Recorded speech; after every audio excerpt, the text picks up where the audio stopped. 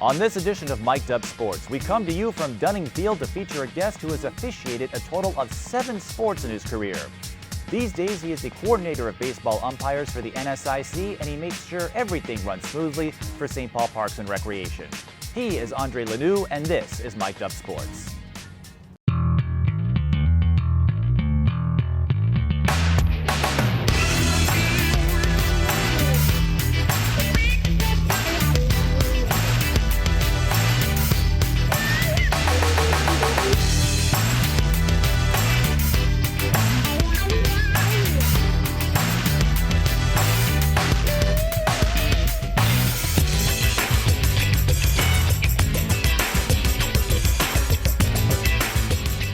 Hello everyone, I'm Mike Peden and this is Mike Peden Sports, the show that goes in depth with the people who build our sports community.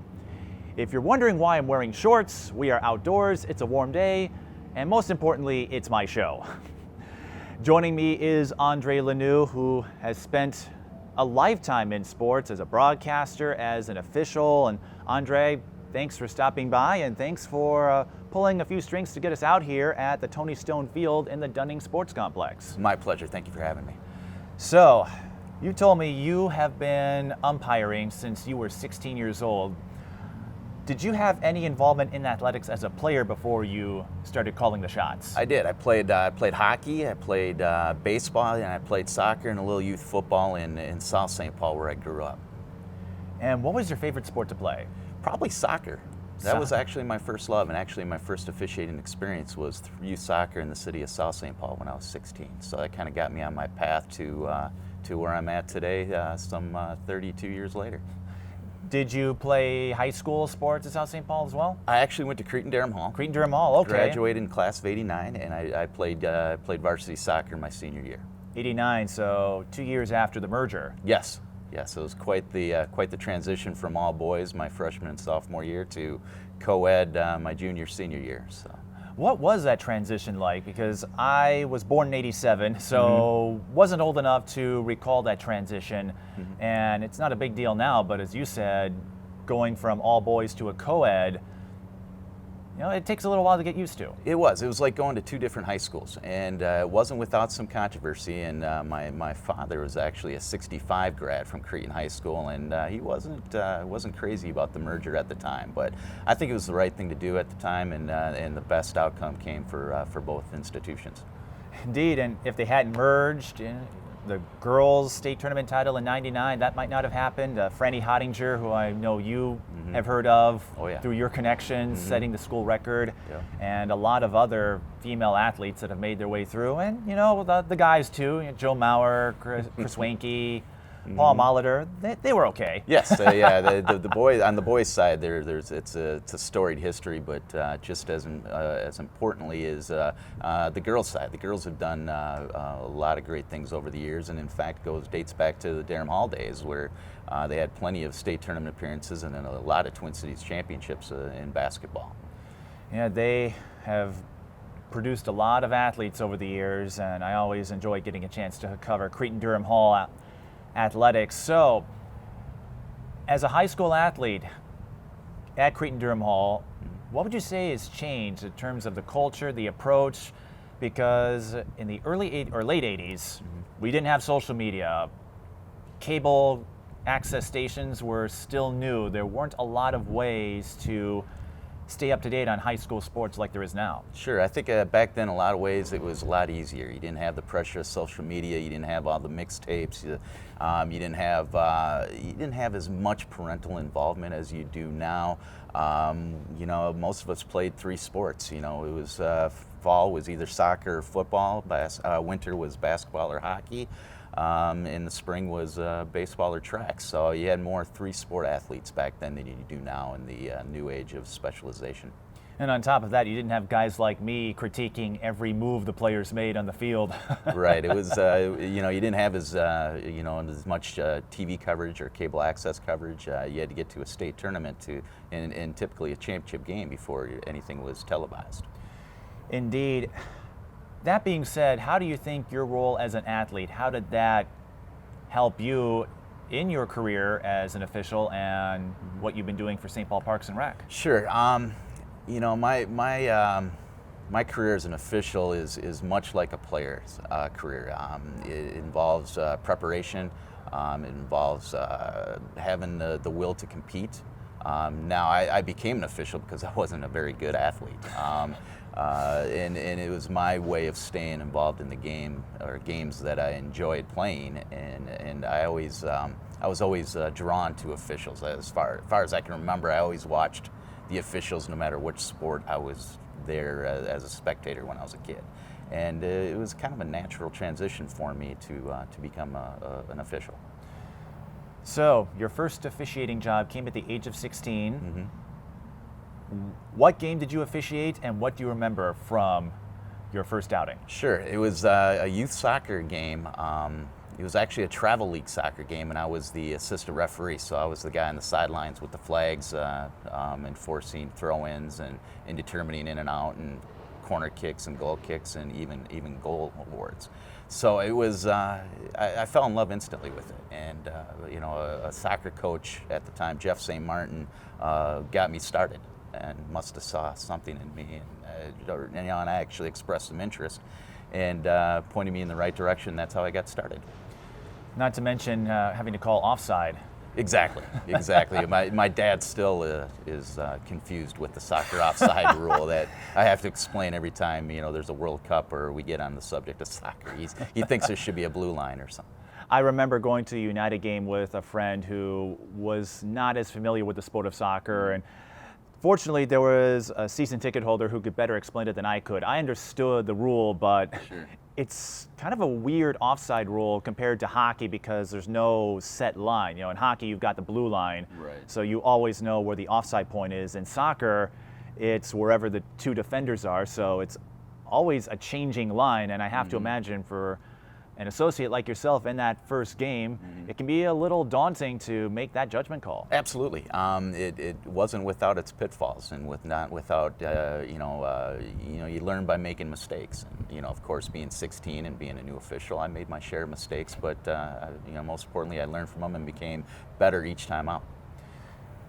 And I think even in the pros, mistakes happen. They just do. Mm-hmm. Well, I've been officiating for 32 years, and I still have yet to call that perfect game. So it's the ever elusive competing against perfection. Progress, not perfection, is what of my prior guests said. In your case, do you have happy accidents like Bob Ross did when he made a mistake on his murals? Actually, happy mistakes happen when you do make the mistake and then you learn from it, and then you can share that knowledge with up-and-coming officials as you mentor them through their process. You started in soccer, and as we noted in the open, you have officiated 7 sports: baseball, basketball, broomball. That sounded pretty fun. How did your first soccer officiating assignment lead to all these other opportunities to officiate a wide spectrum of sports? Well, I've always been interested in becoming an official, and in fact, my first real job was as I picked up golf balls on the driving range at Highland 18 when I was in high school, and ran into Major League umpire Tim Cheetah, who's from St. Paul and went to Cretin High School, and I recognized him, and I happened to be working one day, and he was there, and I just started talking to him and asked him simply, how do you get to where you're at? And he explained the process, and I found out he was going to be a guest instructor at the Joe Brinkman Professional Umpire School in Cocoa, Florida, and sent away for information, and ended up making the jump to go to professional baseball umpire school when I was 18 years old. What was that experience like? I took an umpiring course to the old St. Paul Connections program, and there's a lot that goes into it. There's a lot of rules you have to memorize, and a lot of situations you have to prepare for. Right. It was a life-changing experience for me, because I don't know what I would be doing today had I not gone to the pro baseball umpire school.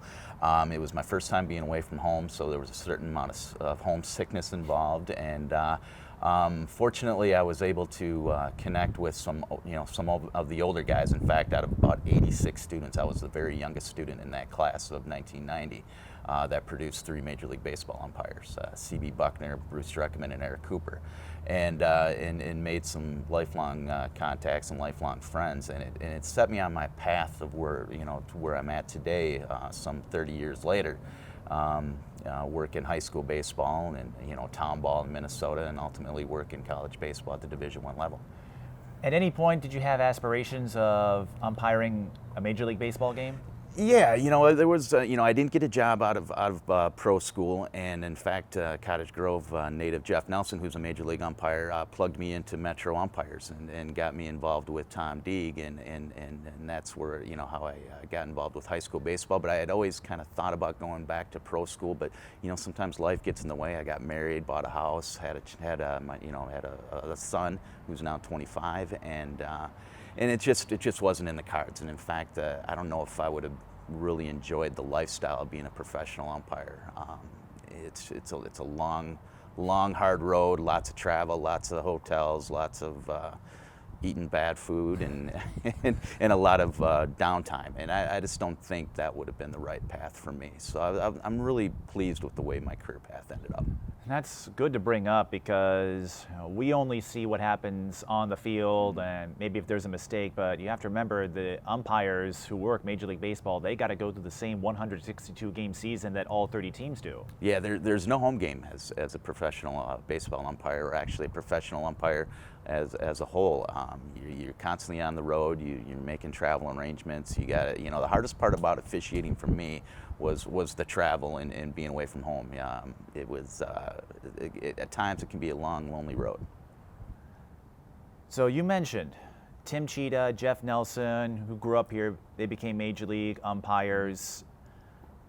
Who was your mentor that helped you get through the bumps, the trials, the tribulations as an umpire and as an official? There's a lot of guys out there that paved a lot of road for me over the years. Longtime umpire in St. Paul, George Butch Fisher, was probably my first mentor. He's the one that gave me, the initial confidence that, I was doing a good job. And I went to professional baseball umpire school, and that set a really good foundation for me. But I learned how to umpire by doing games and hanging out in the parking lot afterwards and talking about the game and really kind of immersing myself in getting better each and every time out. Other mentors I've had were Sean Velick, got me started in college baseball. George Drucius, the NCAA D1 national coordinator, paved a lot of road for me. Guys, regionally through college baseball, Mark Ditzworth, Perry Costello, Chris Koski, Rich Fetchett was my D1 college baseball signer. Those guys all really helped me out and guided me on my path to D1 NCAA postseason. Not too long ago, I ran into a fellow umpiring colleague, Brian Mosher, and he recalled the time of one of those time plays, a bang-bang situation where, if you don't know what that is, it's when a base runner scores, but the third out is recorded, and the umpire has to determine at what point was the third out recorded, and did it happen before or after a runner scored. So that's an example of one of those complex situations. Do you remember the first time as an umpire where you had to make a judgment call in a non-routine situation? Ooh, that's a really good question. Nothing really stands out in that respect, but I do remember the first baseball game I ever umpired, and it was a B squad game up at White Bear Lake High School, and pitch came right down the middle, and I balled it. It should have been strike three. The batter started walking away, and I called it a ball. I just completely missed that pitch, and the kid came back to the batter's box and thanked me. And I don't know if I was more upset with him thanking me for that, or more upset with missing the pitch. So that was kind of my first welcome to live baseball as an umpire. There's always situations where you gotta make rule interpretations, or you got really close judgment calls that you really gotta make. And the important thing to remember is your fundamentals. Making sure you have right distance, right angle, being set, and having good timing. So over the years, I've kind of used games and honed my craft to get better with those fundamentals. That's an interesting point to bring up. When was that first game? You said B squad. When was this? It was April of 1990. April 1990, and almost 30 years later, you're still here. So that one mistake did not derail you. No. Over time, how did you hone your umpiring abilities? As you said, mistakes still happen, but I imagine with experience you are more prepared for unusual situations? Sure. I believe in self-evaluation. I believe in using video. I believe in taking feedback and input from partners. As much as we pregame every game, it's just as important to postgame. When you get back to the locker room, you get back to the parking lot, wherever you happen to be, where you have to change. It's important to have good, honest feedback from your partners, evaluators, yourself. Those things are all valuable parts of the process. As you told us, you got the chance to umpire Division I college baseball games. How did you get that opportunity, and how exciting was that for you? I know umpires have to be the neutral arbitrators, but I imagine for you, that was a pretty big accomplishment, from going from that first game in 1990 to getting to call regionals. Yeah. College World Series. Sure, and it's a process. I started working Division III college baseball back in 2001, and my mentor Sean Bellick got me involved with college baseball, and worked MIAC games and UMAC games, and then progressed through the Division II level, and started working national postseason in 2004, working Division III regionals. Did a few of those, worked a couple of Division III national championship series, and then worked my way through the Division II world, and then getting a shot at Division I conference weekends and series, and then ultimately progressing into D1 postseason through conference tournaments, and then ultimately working 3 NCAA D1 regionals at LSU, Clemson, and Florida State. Of course, the game stays the same whether you're calling high school, college, or if you get the chance to call the pros. No different there, but what are some nuances that you have to be mindful of when you are calling a high school game compared to a Division I baseball game? Sure. Well, strike zones are a little different. The pace of play is a little different at the high school level. I think it's harder. The lower the level, the harder it is to work. The higher you go, I think the easier it gets. Even though compared to the high school level, D1 athletes are bigger, faster, stronger. That's something to be mindful of. But they make plays a little cleaner, a little more crisp. The pitching's a little better. In a high school game, you might be more apt to go a ball or two off the plate to kind of get an at-bat going or keep the game moving with calling strikes. But at the college level, you got to be a little more legit. And and at the college level, you got video everywhere. So and video doesn't lie, and there's a lot more scrutiny on us than there was, say, 5, 10, 15 years ago. So you have to be really mindful of having a legit zone and not screwing up a guy's at bat or by going too far off the plate. So there are some differences, but mainly it's mostly pace, a different pace of play and different command of the strike zone. Not to mention, I know they have this in Major League Baseball thanks to PitchCast, but ESPN, they televise the regionals, so you're calling a game, and a lot of them have that K-zone. So oh yeah.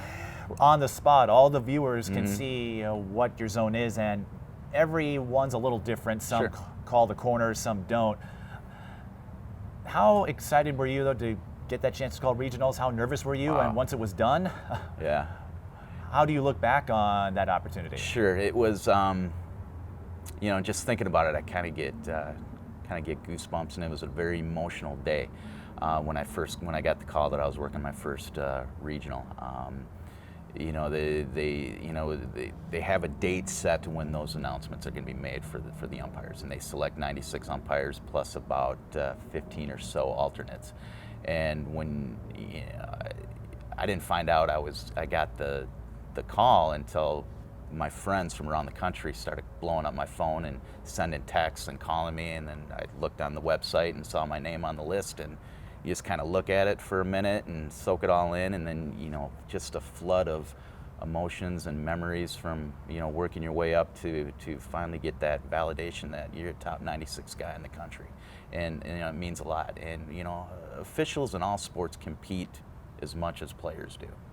And I think that's important to realize that we want to be good, and we want to exceed our expectations and achieve goals like postseason, just like a player does. First call I made was to my wife, and then the second call was to my folks, and And then I called Sean Bellick, my longtime mentor, and thanked him for all the opportunities he gave me, because without guys paving the road for me over the years, I wouldn't have gotten there. And believing in me and putting me in the right situations. And as I stated earlier, umpires, they've got to be the neutral observer. You can't cheer for a team, obviously, but were there any moments you got to witness where you look back on it and say, I was glad I got the chance to see this, because you get the chance to see the next generation of athletes make their way up, much like the parents and broadcasters do. You're not the star, you're not supposed to be, but I have to imagine you've seen some things that you were proud to say, yeah, I've got to be a part of this. Absolutely. My last regional was at Florida State, and I worked third base for the elimination game when Florida State got eliminated by Mississippi State on the walk-off home run after a 2.5-hour rain delay. And they kept playing that highlight over and over on SportsCenter, and just seeing myself going out on that fly ball that hit the scoreboard for the walk-off home run was pretty cool and pretty humbling, and a humbling experience. And just to be part of a postseason is just kind of a magical experience. It's like nothing else in college baseball. So I take it that was a favorite moment of yours, even though you retired from D1 baseball, at least for now, to have the chance to witness a walk-off home run. And got to give credit to your perseverance, because the players and yourselves had to wait 2.5 hours to resume the game. Right. I hope you're paid by the hour. Don't I wish sometimes? No, we're paid by the game, and we always say we don't care who wins, just as long as somebody does. Because that's right, games can end in ties, exactly. like your favorite sport in soccer. Right, exactly. But it's fun, and you really realize how blessed you are to be a part of something like that, because there are thousands of college baseball umpires around the country that would give a lot to have that experience and that opportunity. How would you say your work in the 7 sports that you've called, how did, say, maybe your role as a basketball official or a soccer referee, how did they all go hand in hand? How do they complement each other? Sure. As the sports, all have different rules, but for you it's experience. Absolutely. They all have different rules, they all have different mechanics, they all have different positioning, but the fundamentals are the same. They're all opportunities to manage people. They're all opportunities to work hard and to have good timing, and just to provide as fair of an atmosphere for the athletes or the student athletes as possible. So I think baseball gave me a great foundation to be able to do other sports and multiple sports too, just because baseball is just kind of one of those games that's ingrained in our American fabric, and there's a lot of opportunities to diffuse situations, and I think that helped me in succeeding in other sports. As you mentioned, you remember the first time, you high school game, missing a strike call. How do folks handle it? As you said, the player that you gave a ball to was thankful, but what happens when you make a mistake?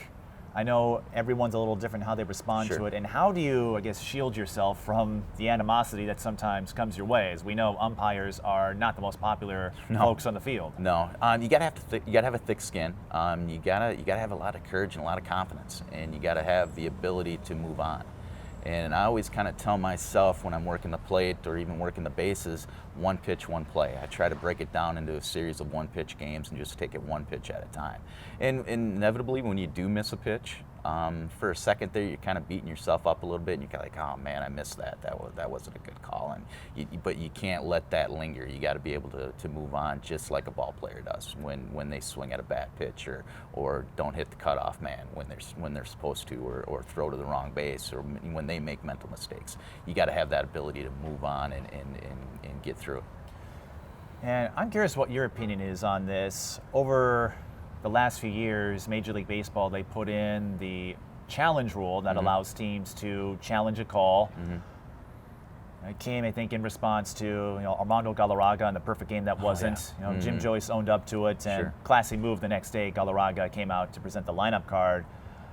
What do you make of that? How do you think that has changed the game? And do you sense a need, or for reviews? Absolutely. I think replay has been beneficial in all sports. Now there's always tweaking involved with it slowing down the game. It's a constant evolution. But I think overall it's positive for the game. You have less arguments that way. When there is a challenge, or when a team does, or a manager disagrees with a call, all they got to do is do this, and you go take a look at it and get it right. Nobody feels worse than an umpire or an official when they make an egregious error. And especially in the case of Jim Joyce on that play at first, I guarantee you there's nobody that felt worse on the planet than Jim Joyce.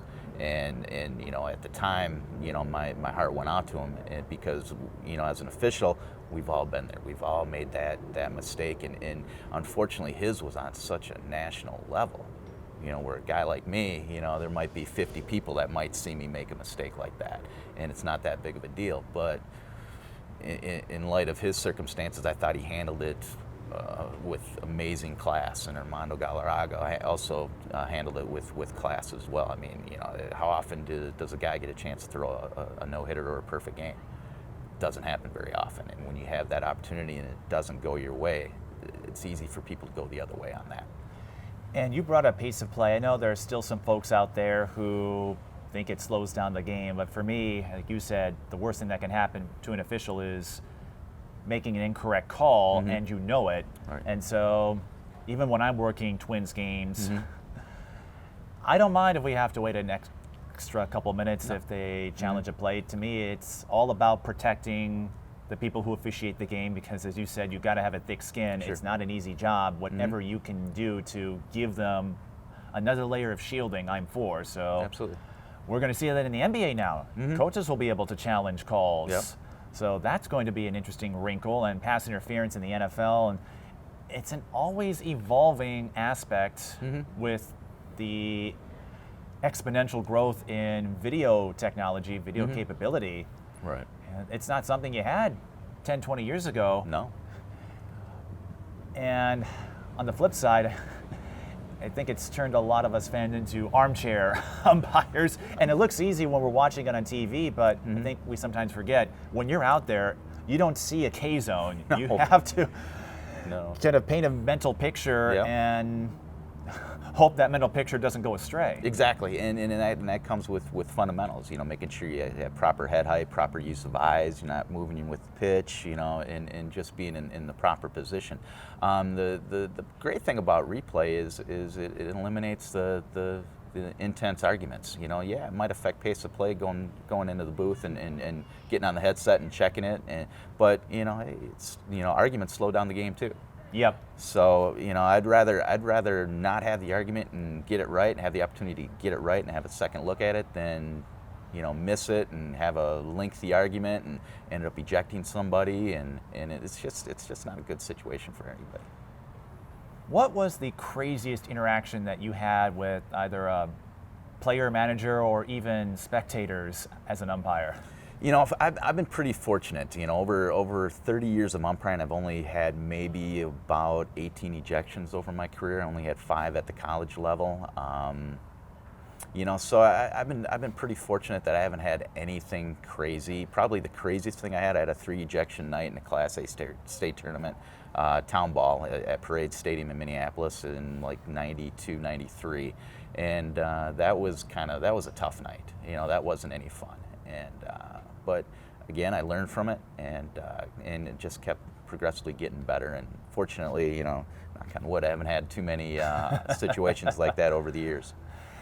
That's interesting to bring up, because as you said, the worst thing you want to do is make a mistake. I have to imagine you like ejecting people. I mean, you have to do it if they're getting too abrasive, but I have to imagine you prefer not to make that decision. I'd rather not eject players or coaches. I want everybody to have an enjoyable experience and to see the game through its completion. However, I always say, and this is what I tell guys in clinics and camps and meetings when I've had an opportunity to speak, is don't go looking for them, just don't miss them when they come up. That's actually the worst thing to do, is when somebody is done something that has warranted ejection and then you pass on it, then you kind of lose credibility, and it lets the other team know that you can be that pincushion. And I'd rather not have guys do that. They sometimes, like I said, earlier, officiating takes a lot of courage and confidence. And with that, sometimes you got to reach into your officiating toolbox and pull out that ejection tool and to restore order and get the game moving in its proper conclusion. Well, thankfully, I've called several baseball games. I have not come close to an ejection. Although I'm usually the last guy that goes after officials because I've gotten a chance to befriend several of them in my work in basketball elsewhere. And I got to give them props because I don't know if I'd have the courage to deal with angry parents or players when something doesn't go right. Sure, and our role as an official is to manage personalities, manage people, being approachable, letting them know that they can come out and ask a reasonable question in a reasonable manner. But the minute they step over the line, you gotta take care of it. With regards to fans, to me, that's just noise. I don't really hear it. Sometimes you hear kind of a funny quip coming out of the bleachers and kind of chuckle and you laugh about it after the game with your partner or partners. And that's just part of the atmosphere of the game. You can't let that get in your head. Now, you work as the coordinator of baseball umpires in the NSIC, the Division II conference in the Upper Midwest. How did you get that assignment, and what are the duties that come with assigning umpires to a conference that encompasses several states? Sure, it's got a huge footprint. It goes anywhere from Winona and Fayette, Iowa, to the east, southeast, all the way up to Minot and Bismarck to the northwest, and just about every point in between. I umpired for a number of years in that conference and worked a number of conference tournaments. And to me, the Northern Sun made me the college baseball umpire that I am, and I'm forever thankful to that conference. The league, has 15 college baseball teams and 15 great college baseball coaches, and all great guys and all great baseball people that I've come to establish a pretty strong relationship with. So when I was, when Sean Velick retired as the coordinator, he kind of pushed me along to take over and take on where he left off. As far as my duties are concerned, a lot of it has to do with talking with coaches. Sometimes you might have to talk them off a ledge when things don't go right. For me, it's mentoring college baseball umpires, helping them out, and then managing a staff of 4 assigners, regional assigners that actually do the hard work of assigning the games day in and day out and dealing with the rainouts and dealing with the reschedules. So I'm really fortunate to have strong people on the field, off the field, and in a great administration with the conference that is very officiating friendly. Do you still get opportunities to officiate games in the NSIC, or do they like to keep you separate from that? Yeah, I couldn't work on the field in that league. It's not right for the coordinator to work games in the conference that you oversee. My role in that position is to help guys, officials, umpires achieve their goals through postseason, and to mentor them in that regard, and just to make sure that things run smoothly. And you spoke about mentorship being a part of your role as the coordinator of umpires. So what did you learn from your mentors that you have passed on to the younger generation? I imagine a lot of the umpires who are doing these D2 games maybe have some experience, but probably trend toward the younger side? Yeah, for the most part, yes. We got some guys that have been around for a lot of years as well. So it's a nice blend of up-and-comers and veteran leaders. So, I take mentorship very seriously, because without having mentors in my life and in my career, who paved a lot of road for me, who knows what I would have been able to achieve, if anything. So I want to be able to give back, and George Drusius once said, you only keep what you give away. And I think that's important, to be able to pass along what experiences I have and knowledge that I have to guys that are coming up to help them achieve their goals. I think that's the role of a coordinator. I think that's the role of an officiating leader. Earlier, you gave a plug to your wife, who is a good friend of mine, Crystal Flint, if you aren't aware of that. And when you agreed to come on this show, the first thought in my head, until you gave me your backstory, is how did a baseball umpire find the love of his life in a basketball official? Then you told me, well, I've officiated basketball too. So how did you two meet, and how surreal was it to find out that she also carries a lot of experience as an official? Well, we met through basketball officiating. She worked youth basketball games for St. Paul Municipal Athletics, and at the time I was assigning a lot of those games. I went and watched her work, and she did a great job as a basketball official. She actually made me a way better official overall, just by the way she handled herself on the court, the way she interacted with coaches and players, the way she managed a game. She did an amazing job, and her officiating resume speaks for herself with multiple high school state tournaments. She worked some college basketball at the D3 level. I'm convinced she could have done anything she wanted in officiating had she not gone back into coaching, which I know was her first love. Something tells me every time I meet Crystal, she could do anything she wants to, not just officiating, coaching. She goes after it. So what kind of conversations did you two have in terms of officiating when the two of you were both working? Sure, we talked a lot of philosophy of officiating. We talked a lot of situations. How do you handle certain things that come up in a game? I mostly listened, just because she had that basketball knowledge, and I wanted to learn more about that aspect of officiating, and she taught me a lot. And even to this day, even when we're watching Trey play or Marquise play, or we're watching other games, when we're on the road with their tournaments, we talk a lot of officiating. We critique, and like I said, as long as I can remember, I've always watched the officials work, and now I got a partner in watching when she's with me, and I'm able to bounce a lot of things off her and learn from her. And I would say Trey and Marquise, I can't think of two better mentors in that aspect, because I remember calling a White Bear Lake Cretin-Durham Hall basketball game, and Trey was trying to plead about a charge call and claim that his assignment, his defender, was inside the restricted zone. As you know, they put that in high school games this year. Well, we happened to televise the game, so Crystal went back, watched the film, and pointed out that Trey's defender was 2 or 3 feet outside the circle. So I think those two have learned over the years, you can't slip by, you can't slip too much past you two. No, they think they know about officials, but they don't know as much as they think. They're typical players in that regard. And I've tried to encourage them to get involved in officiating, because I think overall that'll make them better players.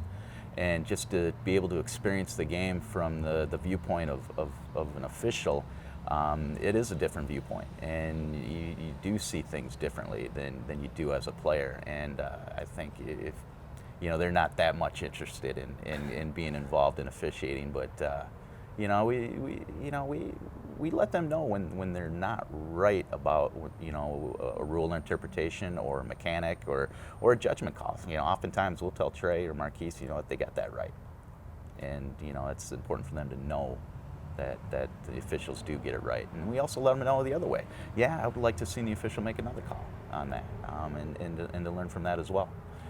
But the big thing for me is we want to make sure that their interaction with officials is positive, and that they don't take certain liberties just because their parents are officials as well. And we should point out the two amazing athletes, Marquise, playing at the junior college level these last couple of years. Yeah, North Dakota State College of Science up in Wahpeton. He redshirted last year, and he's got a big year coming up this year. And Trey, he's got a bright future ahead of him as well. Led the state in assists last year at Cretin-Durham Hall. And I think having you two as mentors, parents, just able to guide them, I think will benefit them wherever they go in basketball compared to most other players.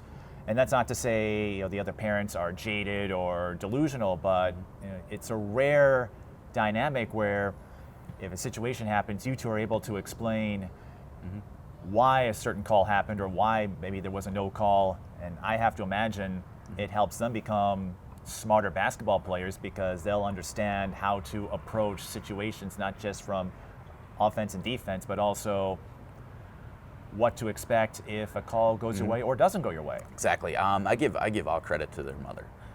She's the rock of the family. She keeps them grounded. She keeps them humble. She keeps it real with them.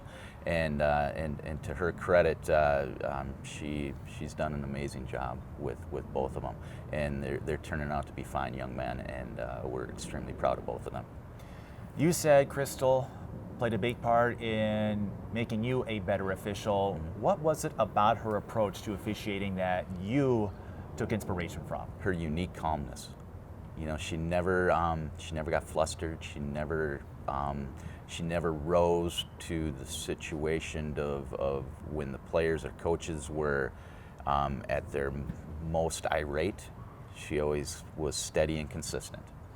And as an official, that's what you want to be known as, is steady and consistent. And you know, early on in my career, when I was younger, I was a little bit of a guy that wasn't afraid of confrontation and not afraid to kind of, for lack of a better word, yell at somebody. And that's not always the right way of handling it. And watching her work and watching her handle situations just showed me the right way of doing things.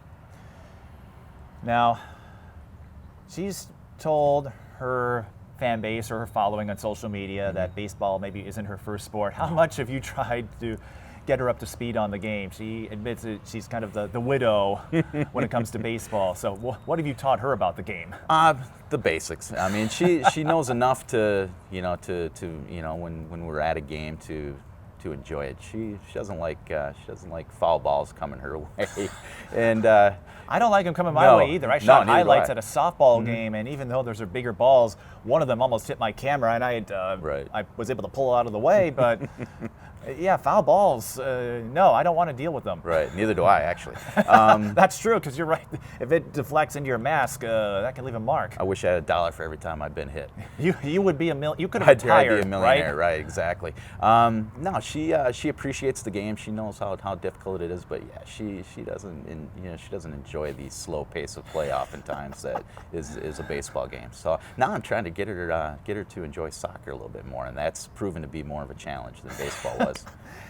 On a personal level, and I always grew up with the big sports, the Twins, of course, so I grew up watching them play. And yeah, it's an untimed sport, but when I'm working Twins games, I'm just thinking to myself, how many folks get a chance to get paid to cover Major League Baseball? And with soccer, yes, there aren't a lot of scoring opportunities, but what I love about that game is you never know when that one moment could be the moment, because there's always motion. Absolutely. Yeah, like Pele said, soccer's the beautiful game, and for me, that was my first love. And I love the game. I love the free flow. I love the build up to scoring opportunities, even though they might not score. That build up and that shot and that save or just missed is a beautiful thing to watch. Now, did you pass on anything to Crystal as she was passing on lessons, whether it was intentional or not, to you? Well, I hope that I had some impact on her officiating career. I was mostly there to be supportive and to be her biggest fan in the crowd, because oftentimes we don't have a lot of fans in attendance. And after games we would talk about things, and I would ask her, hey, what'd you see on a certain call, or how'd you feel about that game? And we would talk about the game afterwards, and hopefully it benefited her, but mostly for me it was more a learning opportunity for me to see the game from her perspective, and to ultimately have the courage to be a basketball official and ultimately enjoy it. I guess in a way it sounds like she had the total package as an official, so you were just along for the ride. Exactly. And there to witness a degree of professionalism, like you said, you don't always see, and I think that is a big thing. Because if you're going in as an official, like you said, if you're looking for a confrontation, you're going to run into some trouble, as opposed to being more of that Yoda-like influence, where you're firm when you need to be, but you rather take a back seat and let the stars of the game show their stuff. Yeah, anonymity is always the goal as a sports official. You always want to walk away from the field with fans and players not knowing you were really there. But you were there to main order and to maintain the pace of play and just to allow the players to play the game fairly and competitively. As much as I was proud of her career as a sports official, I'm even more proud of her career as a coach and the way she's mentoring young ladies and through her camps and clinics and through her success at Minneapolis North and now at Cretin-Derham Hall High School. I'm way more proud of her as a coach than I ever was as a basketball official. I guess in a way, almost like destiny. You're a Cretin-Derham Hall graduate, and now she's coaching at the school you went to for 4 years. Yeah, I couldn't be more proud that she's there as a girls basketball coach with the storied tradition and history that they have, and for Trey to be there is just icing on the cake for me. I'm an extreme proud Cretin-Derham Hall alum. Now, I'm sure you've heard about the stories on officiating shortages across the country, and even in Minnesota there were a couple of instances, I know in basketball, where games had to be rescheduled. Mm-hmm. What do you think are the biggest challenges facing officials in any sport, and how do you address them? I know the parents are the scapegoat, and there are some that don't understand how to respect officials, but are there some other aspects that have contributed to this current situation? I think for some it might be a combination of time commitment, might be a combination of poor fan or adult behavior, whether they're a coach or a fan. The scrutiny might not be for everybody. I've often said this: officiating isn't for everybody. You got to have a certain personal skill set and be able to take criticism and to be able to manage people in a constructive personal manner and to be able to bow your neck when you need to as well. Not everybody's equipped to do that. As far as shortages are concerned, nationwide it's almost epidemic levels, and we're not getting any younger. So, every time I get a chance to talk to a team or a group of coaches, I always throw in there, hey, let your players know that there's life after playing as a sports official. If you want to stay involved in the game you love, a great way of doing that is to be an official and to be able to give back. And it's also a great side hustle, a moneymaker, with extra income, and you get to set your own schedule. You get to work when you want to, and work as much or as little as you want, and it's just a great way to get some exercise and a great way to stay connected to the game you love, regardless of which sport you want to do. We need people to get involved in officiating, and the armchair officials or the bleacher officials, the ones that are the first ones to yell, are the ones that have never blown a whistle or made a call in their life, and I would challenge them to be part of the solution and get involved rather than be part of the problem and create problems at the field or at the court or in the arena. Absolutely, and I don't have any plans myself to be an official. I'm sticking to my strength, which is broadcasting, but if it wasn't for that, I've befriended several of these officials because, especially at the high school level, a lot of coaches and players, they like to watch the games, and the same token, so do the officials. Right. I have officials coming to me asking, when's your game going to be up? And several of them are buddies of mine, and when we run into each other at games, we're always saying hello, and I appreciate what they do, and a lot of them have athletes of their own. Crystal, of course, Kevin Anderson. Absolutely. His son is making his way through Minnehaha, I believe. He's a great football player, too. Yeah. And a great kid. So, the important thing to remember about officials is that, we just don't rise up out of the catacombs and start calling balls and strikes or block charges or offsides. You mean you didn't come out of the womb knowing what the strike zone was?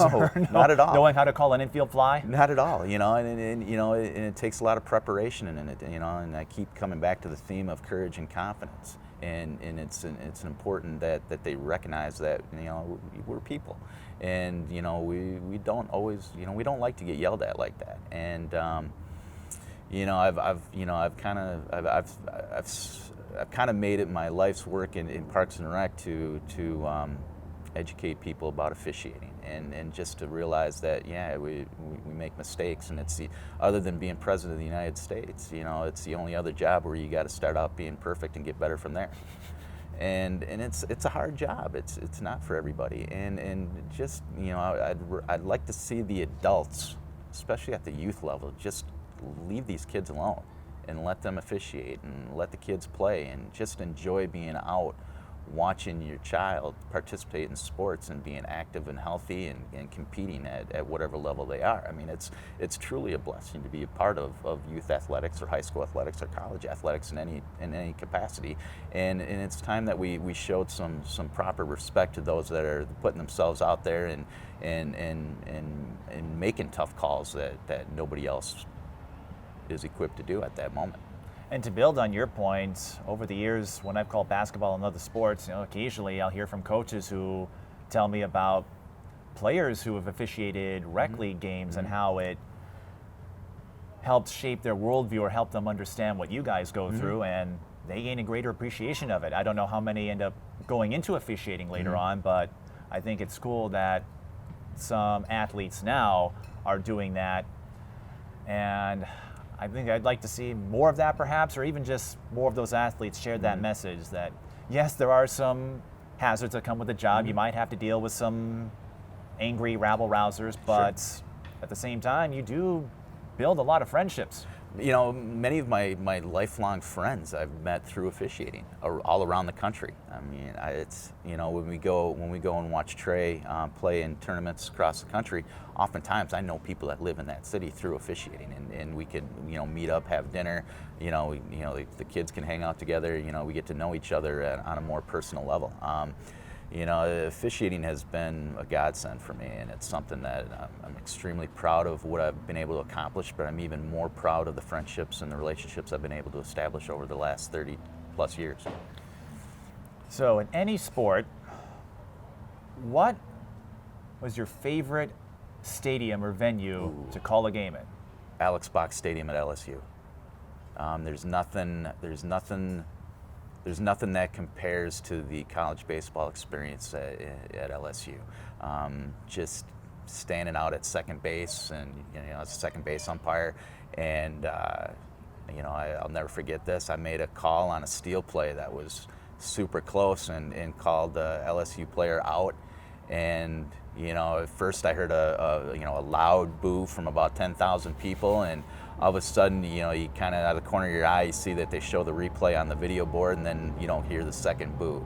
And then that's kind of validation that you got that right. But it's even more stirring when you're standing out in the middle of the field and they've got the LSU chant going on and the Go Tigers, alternating, Go Tigers alternating from side to side. There's not a better atmosphere in college baseball than at LSU. I know it's big down south, in the southeast, and well, in the northwest too with Oregon State now. And I wouldn't say the worst place to visit, but you mentioned having to wait out a 2.5-hour rain delay at your College World Series regional. Was there some other crazy story where you're thinking, I can't believe this is happening when you're going out to officiate a game? Because you've got to deal with the elements just like the players do. Well, I've worked doubleheaders in sleet. I've worked college baseball games in flurries where it looked like a snow globe. I've sat there. I've worked third base in a hostile environment at Clemson where the home fans literally yelled nonstop at the plate umpire for 3.5 hours. That was intense. That was pretty wild. That you don't see everywhere. And baseball is hard, especially in the spring, especially in the northern climates, because you got to deal with a multitude of weather issues, and it's cold, and you're standing out there. You don't get to go in the dugout to stand next to the space heater, and you got sleet coming down sideways. You got 45-mile-an-hour winds in your face for 3 hours straight, and it's not for the faint of heart, that's for sure. No, it's not. I mean, I can't remember another job where I had to deal with the snow out last season when the Twins had 3 games, and even this year they had 1 game snowed out. That's a fun story to share, but at the same time, you're like, I've heard of rainouts, but snowouts in April? And then you wonder if you should still be living here. Right, exactly. And then the other side of the coin, I was working the Summit League Conference tournament down in Tulsa at Oral Roberts University this year, and throughout one game we were hearing nonstop flood warning sirens. Because the Arkansas River was breaching its banks. And then, the night before we lost our field lights because of a lightning strike in the middle of a tornado warning in Tulsa. I mean, the most impressive weather situation I've ever experienced was this past spring down there, and it was it was amazing to see that intensity of weather in a short amount of time like that. It's amazing. And I imagine the protocol in those situations is straightforward. If the lights go out, get the heck out of there. Yeah, exactly. And fortunately, we have good site administrators at the Division I college level that we don't as umpires have to really worry about that. They let us know where the lightning is, and they let us know when to get off the field, and they handle the difficult aspect of managing a weather situation, which is as an umpire we're thankful for. Now, as you told me, you're stepping away from D1 umpiring for Mm-hmm. now, so you can support, Trey as he makes his way through the prep ranks. Mm-hmm. Now, what would you like to do or accomplish moving forward? What are some goals you have as you continue your career, both as a coordinator of umpires, the manager of St. Paul Parks and Rec, and then just your continued engagement in umpiring at the lower levels? Sure, I want to be able to pave some road for the up and coming umpire, like many folks did for me. I want to help guys achieve their goals and to achieve whatever level of postseason that they're able to do. So mentorship is a big part of that for me. I want to be able to give back, but most importantly, I came to the conclusion that I'd rather be a dad than a college baseball umpire, and to see Trey through what he's going through and about to go through on a national level is one I couldn't be more prouder of that young man. He's a great kid and a great athlete, and he's going to earn everything he gets. And he's got that work ethic to do so. But I want to. It was really kind of a lonely experience being on the road this past spring while they were out on the EYBL circuit. They'd be in Atlanta or Indy or Dallas at a tournament, and I'd be in East Lansing, Michigan, or Bloomington, Indiana, or Milwaukee, Wisconsin. And not being there was pretty hard, and it just got to the point where I just wasn't willing to sacrifice family life to achieve goals in college baseball, which is kind of bittersweet because it's kind of hard for me to turn off that competitive side. And but I know it was the right thing to do. Even as a broadcaster, when I'm watching other broadcasts, or in the case when I applied for a job and someone who got it over me took a broadcasting assignment, and I'm always proud of them, of course, so there's no envy or jealousy, but you're thinking to yourself, yeah, I could do that, and hopefully you get that chance. Now, you've touched on some advice and lessons. What would you tell aspiring umpires or officials? What is the biggest piece of advice that will help them prepare for the environment and succeed? Embrace every opportunity you get. You never know when you can get a next opportunity at postseason or high level competition. Take it one game at a time. Enjoy the moment. Be confident. Be courageous. Have fun with it, most importantly, and work hard. And be approachable. Those are the foundations of officiating, regardless of sports, that can take you a long ways in officiating, whether you want to be a great high school official or a great college official, or if you want to get into the professional ranks. All those things can really help you manage the day-to-day of officiating experience. Well, Andre, this was an insightful conversation. It's not often that you get a chance to talk to people from the officiating ranks. I know in the higher leagues it can be hard to coordinate interviews. So for you to drop your insights on your 30-plus years as an umpire, as an official, I think a lot of folks would love to have as lengthy of a career as yours. And it sounds like you still got it out there. So you'll be out on plenty of diamonds. Yeah, I'll still umpire town ball. I still enjoy it, and it gives me a chance to get some one-on-one time with some up-and-coming umpires and kind of, exercise that officiating muscle. I still enjoy it. I didn't always enjoy the travel or the time commitment away from home, but now that I'll be home more, it's I'm going to make the best of it as much as I can. At least with town ball, it's a little closer to home compared to Absolutely. Yes. D1 college baseball. Yep. So on the town ball circuit, high school, you'll get a chance to see this guy. If he's wearing the home plate mask, you might have to squint a little harder to recognize him. And St. Paul Parks and Rec, you do a lot of good work, and it's great to see that you're supportive of up-and-comers, Trey and Marquise, as they continue their athletic careers. So I'd say you and Crystal are a pretty good dynamic duo of officiating. Well, now part official, part coach. Exactly. But, thanks for stopping by and sharing some of your stories with us. Thank you for having me.